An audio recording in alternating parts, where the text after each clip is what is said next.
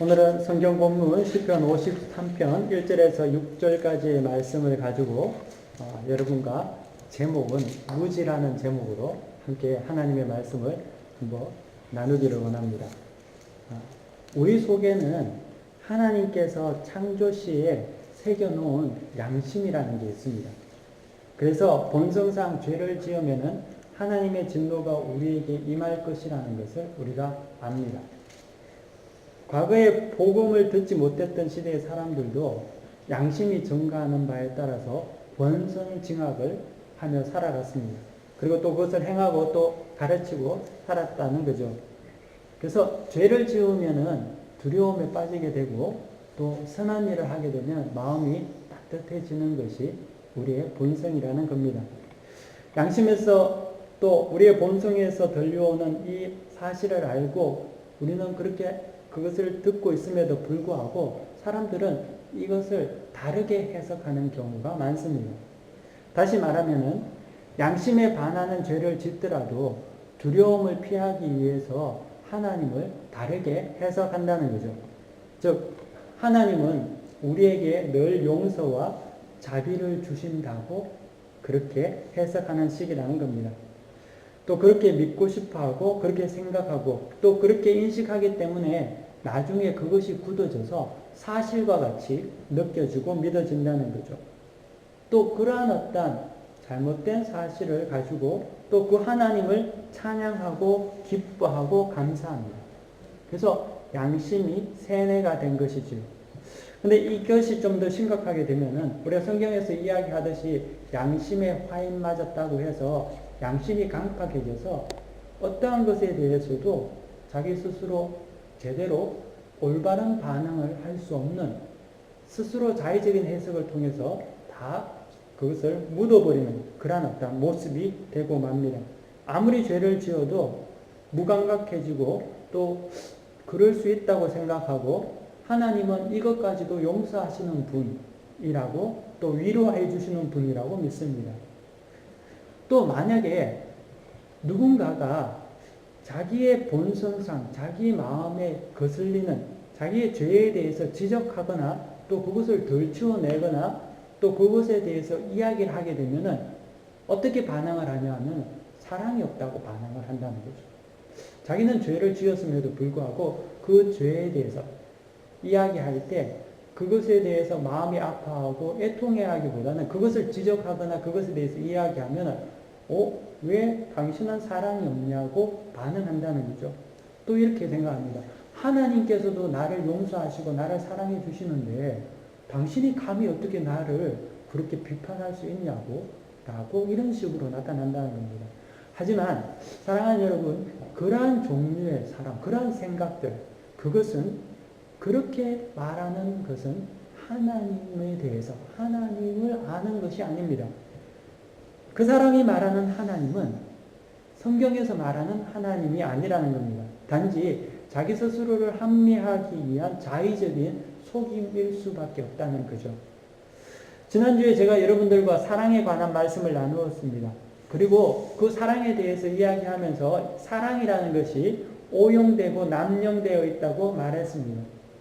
죄를 덮고 불의를 감추고 숨기는 것을 사랑이라고 하지 않는다고 제가 말씀드렸습니다. 사랑은 불의를 기뻐하지 않고 의에 따라서 온전하고 행복과 구원을 이루게 하는 참된 행위를 사랑이라고 했습니다.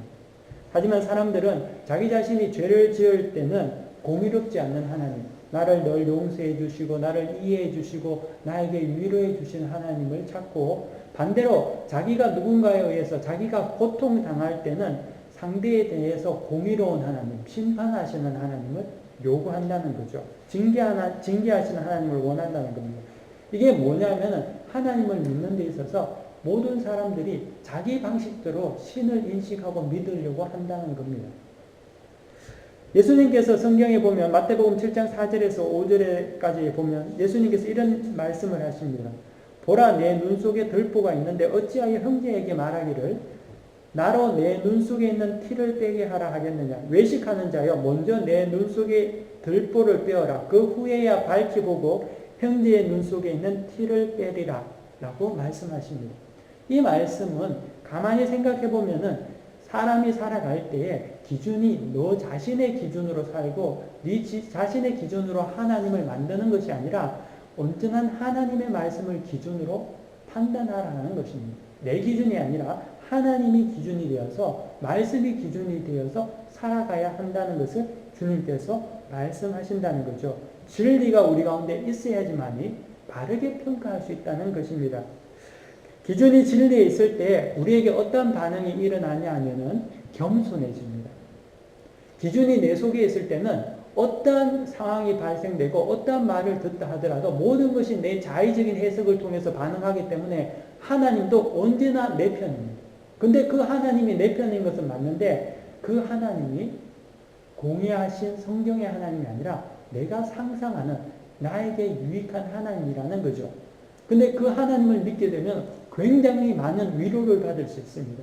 왜냐하면 내가 사고치고 내가 문제를 일으키고 내가 비록 실수를 한다 하더라도 그 하나님은 언제나 나에게 따뜻한 하나님이기 때문에 나는 늘 위로받고 그 하나님을 찬양하며 살아갈 수 있다는 거죠. 그런 신을 믿을 수 있다는 겁니다. 하지만 그것은 하나님이 아니라는 거예요. 교회에 많이 나오는, 교회 다니는 수많은 사람들이 하나님을 믿는 데 있어서 이렇게 하나님을 믿습니다. 하나님의 말씀을 보는데 그 말씀이 공의하신 하나님, 성경의 진리의 하나님을 믿는 것이 아니라 나에게 유익한 하나님으로 자꾸만 받아들이기 때문에 나에게 위로는 충만히 넘치는데 변화가 없다는 거예요. 다른 사람들에게 세상에 빛을 발할 수 없다는 거죠. 근데 자기에게는 늘 위로가 충만하고 하나님의 사랑이 많다고 생각한다는 거죠. 그것은 하나님이 아니라는 겁니다. 진리가 우리에게 기준이 있을 때 우리에게 나타나는 첫 번째 반응은 무엇이냐면 겸손입니다. 겸손이라는 것은 비굴함이나 비참함이 아닙니다. 겸손은 자기 자신을 자각하는 힘이고 능력이라는 거죠. 철학자 소크라테스는 내 자신을 알라고 이야기하지 않았습니까?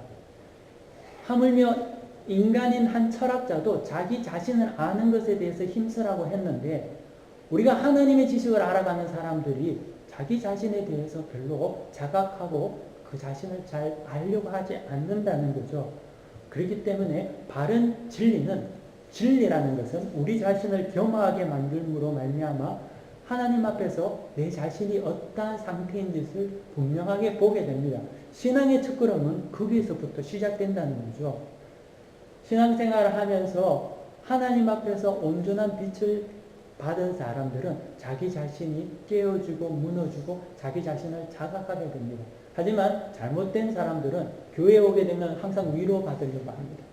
교회에서 다 축복받는다, 잘된다, 그리고 당신이 잘못한 것이 아니다, 하나님께서 이해해 주실 거다, 거기에 완전히 빠져들어가게 된다는 거죠.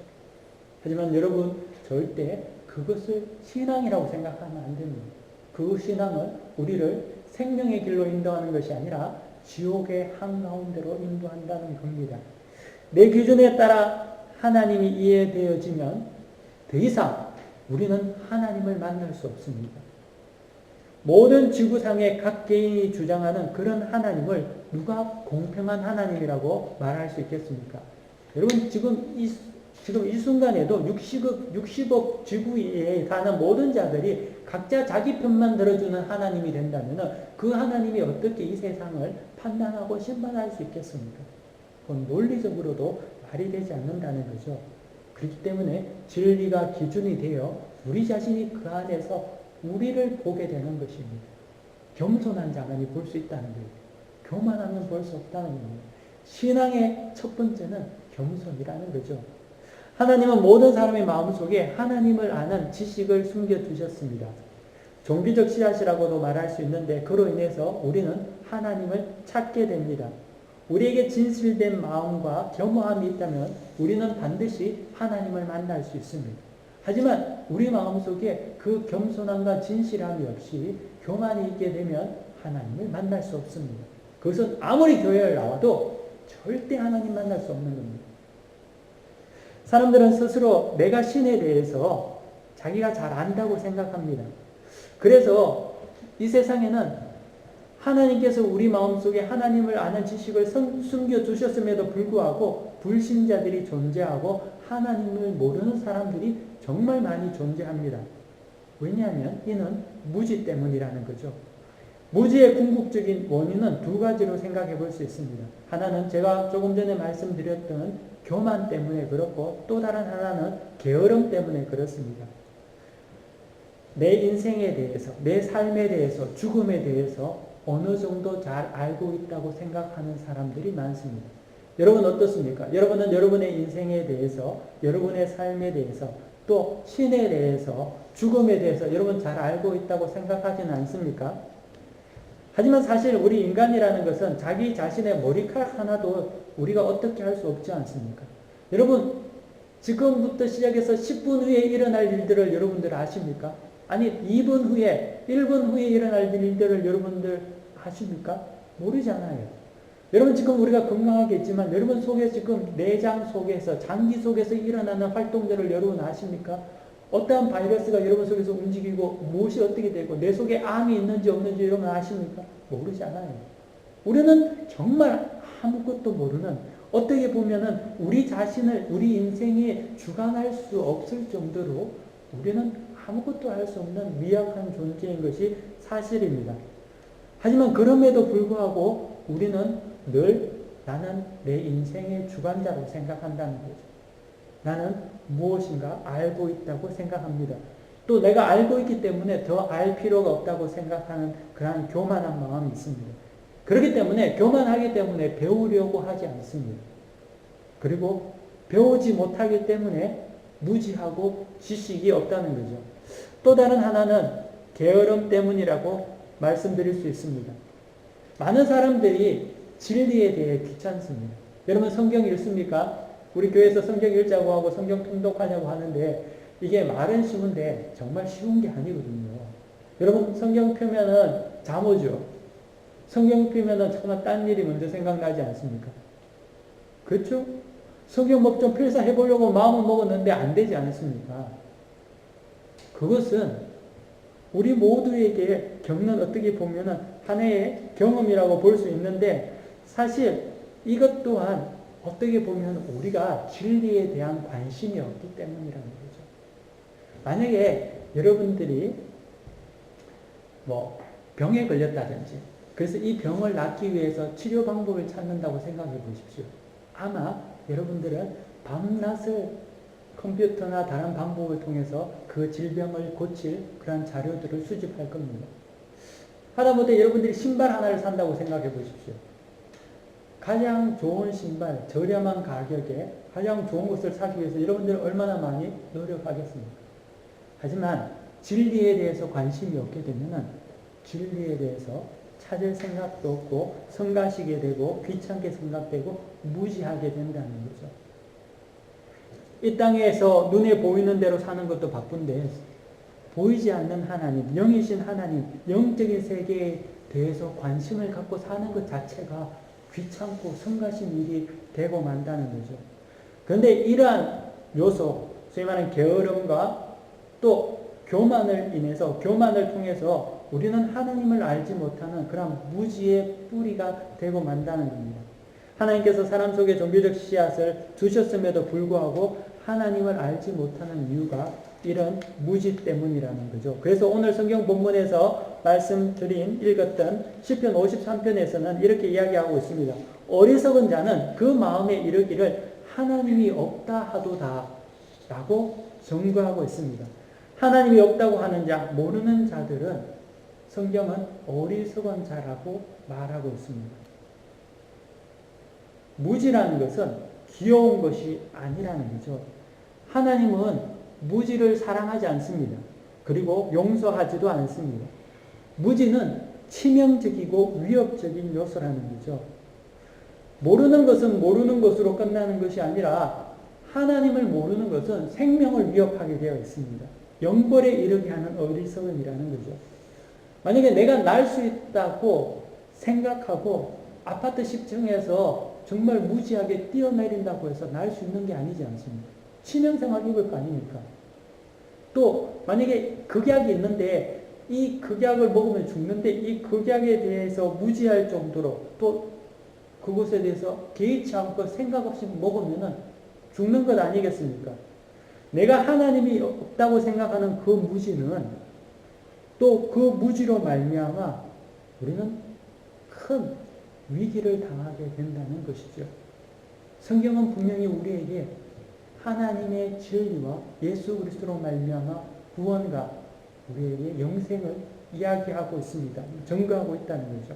그래서 청교도인들은 무지를 범죄 행위라고 말했다고 우리 역사를 통해서 우리는 알 수 있습니다. 근데 이 시대를 보면은 하나님에 대해서 무지한 것에 대해서 아무런 두려움이 없습니다. 만약 하나님에 대해서 알아야 할 것이 있다면 단 한 가지, 하나님은 사랑이시다라는 것밖에 없다는 거죠. 그게 전부라는 거죠. 그래서 하나님에 대해서 알기는 아는데 많은 사람들이 하나님을 어떻게 아냐면 하나님은 사랑이시고 하나님은 다 용서해 주신다는 그러한 자의적 해석으로 하나님을 무지하게 믿고 있습니다. 그러므로 말미암아 하나님을 믿긴 있는데 더 파멸에 이른다는 거죠. 하지만 그것은 하나님에 대한 신앙이 아니라 지극히 하나님에 대한 무지한 것이라는 것입니다. 사랑의 반대말이 미움이 아니라 무관심이라고 하듯이 무지는 하나님 사랑이 아니라 그 반대의 행위라는 거죠. 이런 무지 속에 갇혔다면 여러분 이 시간 선포되는 하나님 말씀을 통해서 바른 지식을 가지기를 원합니다. 또 행동해야 합니다. 무지를 깨고 바른 지식을 가져야 합니다. 첫째는 성경 공부해야 하고 하나님의 말씀을 듣기 위해서 예배의 자리에 나와야 하고 성도 공동체 안에서 교제해야 합니다. 지혜는 하나님께서 인류의 창조주이며 또 타락한 인간이 하나님을 떠나 알지 못하게 되었고 그 때문에 예수 그리스도가 우리에게 필요하고 예수님을 믿음으로 하나님의 뜻을 알아 다시 회복될 것을 우리에게 요구합니다. 하지만 무지는 창조도 필요 없고 타락도 필요 없고 죄에 대한 회개도 필요 없고 용서도 필요 없고 그리스도도 필요 없고 거룩함도 없어도 된다고 말합니다. 예배와 말씀과 거룩한 신앙과 그러한 삶이 없어도 사랑의 하나님은 모든 것을 다 용서해 주시고 이해해 주신다고 그리고 구원받는다고 말합니다. 무지에게는 단 천국 가는 것, 구원받는 것, 고통이 없는 것, 아픔이 없는 것, 평안히 먹고 사는 것, 만사형통인 것 이것만이 다라고 이야기합니다. 또 내 마음대로 살아도 하나님을 마음으로 사랑하면 또 하나님 앞에서 착하게 살려고 노력하면 영생에 이른다고 무지는 우리에게 속삭입니다. 하지만 여러분 그것은 정말 말 그대로 무지라는 겁니다. 무지라는 거죠. 두 번째, 하나님께서 우리 속에 하나님을 알만한 것을 두셨음에도 불구하고 알지 못하는 이유는 악이 때문입니다. 모르는 게 아니라는 거죠. 이거는 알고 있습니다. 무지가 아닙니다. 이미 교회도 다녀봤고 또 목사나 선교사를 통해서 하나님의 진리의 말씀도 들어봤습니다. 또 심지어 성경의 말씀도 읽어보기도 하고 교역자를 통해서 배워보기도 했습니다. 하지만 하나님의 말씀을 읽어도 그것을 있는 그대로 하나님의 뜻대로 따라 살아가지 않는다는 겁니다. 왜 그럴까요? 왜 아는데, 이거는 무지도 않은데 아는데 왜 그 뜻대로 살아가지 못할까요? 그 이유는 우리 속에 있는 죄로 인한 욕심 때문이라는 거죠. 내 욕심을 포기할 수 없기 때문에 알아도 그 아는 지식을 따라서 살아가지 못하고 그것을 억지로 왜곡해서 자기의 욕심으로 합리화시키는데 이것을 악이라고 합니다. 이 악의는 무지보다 더 나쁩니다. 무지는 모르지만 악의는 알면서도 그것을 변질시키기 때문이지요. 지난주에 저희 교회 카페에 신천지 이단에 관한 그러한 게시물을 제가 게재했습니다. CBS에서 요즘에 8부작으로 방영되고 있는 신천지에 관한 다큐멘터리를 제가 업로드해서 같이 함께 나누었습니다. 근데 게시한 지 하루가 지나지 않아서 신고가 들어와서 그 게시물들은 폐쇄가 되었습니다. 작년에 이곳에 안상홍 정인회라고 하는 한국 이단이 또 이곳에 와서 선교 활동이나 전도 활동을 하길래 그것에 대해서 이야기를 하고 또 계시했더니만 그들은 한 일주일 정도 지나고 난 이후에 폐쇄 조치를 한다는 그런 신고가 들어와서 또 그때 그런 일을 당한 적이 있습니다. 이단들이 대표적으로 본다면은 악의적인 집단이라는 거죠. 왜냐하면 그들이 하나님을 모르지 않는다는 거예요. 그들은 성경을 압니다. 하나님을 압니다. 하지만 그들은 성경이 증거하는 하나님을 왜곡해서 변질시켜서 자의적으로 해석합니다. 그래서 진리를 파괴합니다. 자기만 그렇게 만드는 것이 아니라 주변에 있는 자들을 감염시킨다는 겁니다. 그래서 무서운 것입니다. 지금 이 시대는 예수 믿는다고 해서 다 할렐루야 할 수 있는 그러한 상황이 안 되고 말았습니다. 얼마나 비참합니까? 교회 오는 사람들을 기뻐 반가워하고 맞이해야 될 시대가 되어야 하는데 이제는 이 시대는 많은 잘못된 미혹에 여기 빠진 사람들로 인해서 교회 오는 사람들을 경계하는 시대가 되어가고 있습니다. 안타까운 시대 아니겠습니까? 하지만 우리가 분명히 알아야 하는 것은 진리를 대적하는 사악한 영에 사로잡혀 있는 자들은 계속해서 악의적으로 하나님의 말씀을 왜곡함으로 말미암아 미신적인 요소, 잘못된 세상적인 요소, 그런 어떤 잘못된 어떤 것을 가르침으로 말미암아 하나님의 말씀이 있음에도 불구하고 그 말씀을 왜곡함으로 하나님을 믿는데 귀신을 믿도록 이끌어가게 한다는 거죠. 그렇기 때문에 우리는 긴장해야 된다는 거예요. 바른 말씀의 교훈 속에서 살아가야 합니다. 진리가 우리에게 노출되면 두 가지 반응이 나타나는데 한 가지는 하나님의 무지한 자들이 그 진리로 인해서 지식을 얻고 변화되는 현상이 나타납니다. 진리로 인해서 내가 하나님 앞에서 깨어지고 하나님을 아는 놀라운 일들이 일어납니다. 또 하나는 반대적인 현상인데 진리가 우리에게 노출될 때 어떠한 자들에게는 그 지식을 대적하면서 반항하는 현상이 나타난다는 거죠. 복음의 진리가 비추어지면은 내 자신은 죽고 예수 그리스도가 살아나는 변화의 역사가 일어나야 함에도 불구하고 반대로 일어나는 일들이 있다는 겁니다. 내가 죽는 것이 아니라 내가 살고 말씀이 왜곡되고 변질되고 그것이 마치 진리이냐 진리를 변화시키려고 하는 그러한 악의들이 일어난다는 것이죠. 그렇기 때문에 성경은 우리에게 그 모든 악덕과 악의를 버려버리고 하나님의 말씀에 순종하라고 합니다. 사랑하는 여러분, 저는 이곳에 있는 여러분들이 믿음이 크든지 믿음이 적든지 간에 성령의 은혜로 말미암아 하나님을 사랑함으로 순종할 수 있는 자들이 되기를 원합니다. 그러므로 진리를 받아들여 하나님을 알고 구원에 이르는 그러한 백성들이 되기를 간절히 축원합니다. 순종하는 것은 비굴한 것이 아닙니다. 순종하는 것은 비참한 것도 아닙니다. 내 자신의 지식과 내 자존심을 깨어버리는 것이 아닙니다. 왜냐하면 우리가 기준이 아니기 때문에, 우리가 진리가 아니기 때문에, 우리 스스로가 너무나 잘 알듯이 우리가 진리가 아니기 때문에 하나님은 그 진리의 빛에 우리를 순종하라고 이야기하십니다. 하나님은 우리에게 억압해서 복종시키지 않습니다.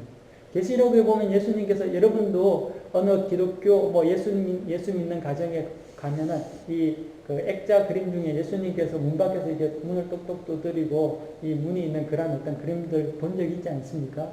근데 여러분 예수님께서도 문 밖에서 두드리시지 문을 발로 차고 들어와서 안 데리고 가신다는 거예요.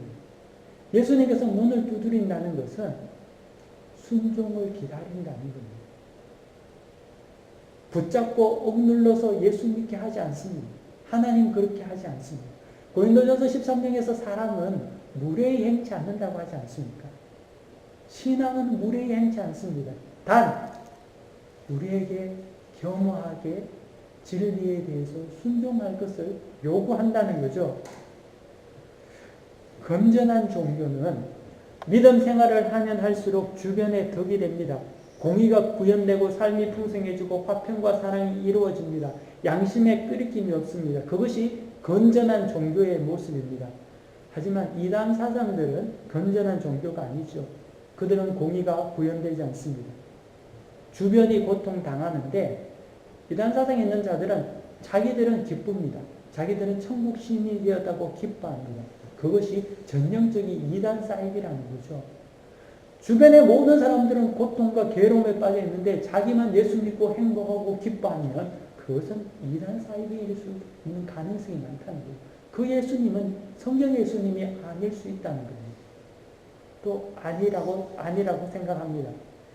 하지만 저는 여러분들에게 한 가지 더 기억시켜 드리고 싶은 것은 반드시 기억해야 되는 것은 건전한 종교라고 해서 다 구원받는 것이 아니라는 겁니다.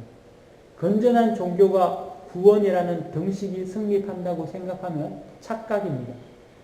구원은 건전한 종교와 관계 있는 것이 아니라 구원은 오직 예수 그리스도와만 관계가 있습니다. 그래서 기독교 신앙은 예수 그리스도밖에 구원이 없음을 고백합니다.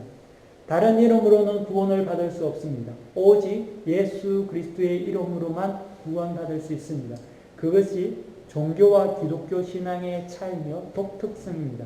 그로 인해서 세상은 기독교가 독선적인 종교고 편협한 종교라고 지적받고 비난받습니다.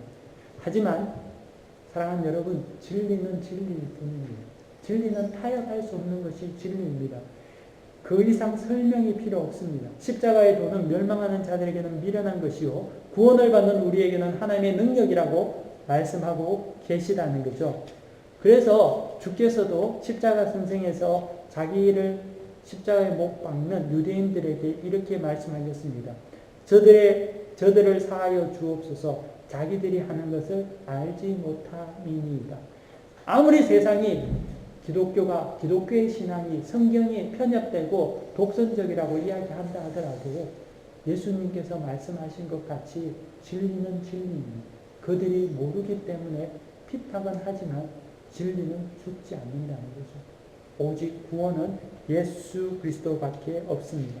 그러므로 이 진리 가운데 거해야만 한다는 거죠. 사랑하는 여러분, 여러분들이 무지에서 벗어나기를 원합니다. 하나님을 모르십니까? 그리고 하나님에 대해서 알기를 원하십니까? 하나님에 대해 더욱더 힘쓰시기를 바랍니다. 온전한 예배 생활과 말씀 공부와 하나님을 알아가기를 힘써 노력하십시오. 하나님께서 만나주십니다. 이단들도 얼마나 많은 신앙교육을 하는데 정말 온전한 진리를 가지고 있는 우리가 하나님의 말씀을 팽개치고 살아갔어야 되겠습니까? 또 진리를 대적하는 악의에 빠지지 말기를 여러분들에게 말씀드립니다. 아무리 하나님의 말씀이 우리 안에 있으면 뭐합니까? 알아도 모른 척하며 알아도 배척하면 그것은 악의가 될 뿐이라는 거죠. 그러므로 오직 겸손과 순종으로 하나님을 사랑하는 우리 모두가 되기를 원합니다. 그리고 바른 지식을 공급받으십시오. 교회는 하나님의 말씀이 선포되고 바른 지식을 전하는 구원의 방주라는 거죠. 영생에 이르는 지식은 게으른 자, 무지한 자, 악의적인 자가 소유하는 것이 아닙니다. 온전한 지식과 배움, 그에 따른 헌신이 있는 자에게 하나님의 은혜가 임하게 되어 있습니다. 그리고 이 은혜가 우리를 온전한 영원한 생명의 길로 여러분들에게 인도하실 것입니다. 그러므로 이 말씀을 따라서 여러분들이 승리하시기를 바라고 모든 무지와 모든 악의를 떨쳐버리고 하나님 앞에서 살아가시기를 간절히 축원합니다. 마지막으로 잠언 1장 20절부터의 말씀을 함께 읽도록 하겠습니다. 함께 읽도록 할 텐데 제가 먼저 하나님의 말씀을 한 절 읽고 여러분들과 함께 같이 읽도록 하겠습니다. 잠언 1장 20절부터 마지막 33절까지 말씀입니다. 자, 제가 한 절 읽겠습니다. 여러분 읽으실 때 좀 힘차게 큰 소리로 읽으십시오. 알겠죠? 지혜가 길거리에서 부르며 광장에서 소리를 높이며 시끄러운 길거리에서 소리를 지르며 성문으로와 성문에서 그 소리를 받아야 될 때 너희 어리석은 자들은 어리석음을 좋아하며 거만한 자들은 거만함을 기뻐하며 미련한 자들은 지식을 미워하니 어느 때까지 하겠느냐. 나의 주명을 듣고 들었더라도